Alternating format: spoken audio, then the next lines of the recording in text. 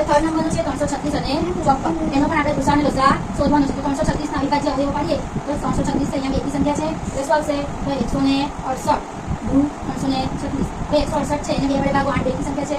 તો શું આવશે? 84. શું આવશે? 84 ગુણ 168. તો 84 છે એમાં પણ 4 બેકી સંખ્યા છે એટલે 43 ગુણ 84. બરાબર? અહીંયા 43 છે તો 21 ગુણ 43. 21 આવે પણ એમાં આવે એકી સંખ્યા આવી ગઈ. તો આપણે બેના બેમાં આવે નહીં. તો આપણને ખબર છે કે 3 સત્તા 21 અને 7 એકુ 7. બરાબર? હવે છે 54. 54 કયા બરાબર આવે તો 27 ગુણ 54. બરાબર? પછી 3 નવા 27. બરાબર? 9 3 27 થાય અને 3 કરી 9 અને 3 એકુ 3. હવે અહીંયા જો અવિભાજ્ય હવે શું આવે? 336 ના તો 336. બરાબર? શું આવ્યું? 2 કેટલા છે? 1 2 3 4 એટલે 2 ની 4 ઘાત ગુણ્યા 3 ગુણ્યા 7. અને એ જ રીતે 54 આપણે અવિભાજ્ય અવયવ લખીએ તો 54 બરાબર 2 એક જ વખત છે 2 ગુણ્યા 3 ની 3 વખત છે 3 ની 3 ઘાત. એ ગુસા શોધવાનો છે. ગુસા અને ખબર છે ગુસા શું હતો? બધામાં છે બંનેમાં આવે કોમન અને નાની ઘાત. આ બંનેમાં શું આવે? અહીંયા જો 2 બંનેમાં છે પણ અહીંયા 4 ઘાત છે ને 1 ઘાત છે. તો 2 આવે નાની ઘાત એટલે એ રીતે 3 બંનેમાં છે. અહીંયા 3 ઘાત છે 1 ઘાત છે. તો શું આવે? 3. એટલે શું આવે? 2 કરી 6 ગુસા. હવે લસા શોધો. લસામાં શું બધાનો આવે એક વખત મોટી ઘાત. તો અહીંયા 2 બંનેમાં છે. આ મોટી ઘાત કેટલી છે? 4 ઘાત. 2 ની 4 ઘાત 3 ની 3 ઘાત ગુણ્યા 7. 2 ની 4 ઘાત કરો તો 2 ની 4 8 નું 16.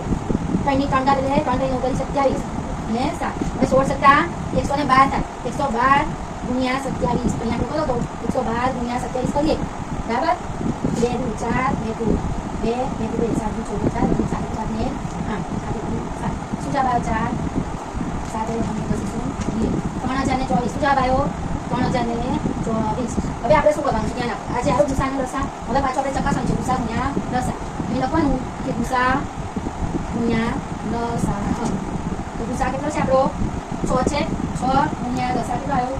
3024. તો 6 ગુણ્યા 3024 કરો તો 6 વડે 6 24 બરાબર? વળી 2 6 12 ને 2 14. અહીંયા 6 કરી 18 14144. તો બંને પૂર્ણાંકોનો ગુણાકાર કરો છો. બંને પૂર્ણાંકોનો ગુણાકાર શું છે? અહીંયા 336 અને 54 એનો ગુણાકાર કરવાનો છે. 336 ગુણ્યા 54. એ બંનેનો આપણે ગુણાકાર કરવાનો છે. 336 ગુણ્યા 54. બરાબર? 5 6 30 બધી 3 8 15 16 17 18 બધી 1 8 15 ને 16 4 6 24 50 બધી 2 4 12 ને 2 14 4 4 9 ને 1 અહીંયા શું જવાબ આવ્યો? આપણે જે ઉપર આવ્યો 1844 અહીંયા પણ આવી ગયો 18 344. એટલે કે લસા ગુણ્યા લસા બરાબર બંને ગુણાકાર થાય છે.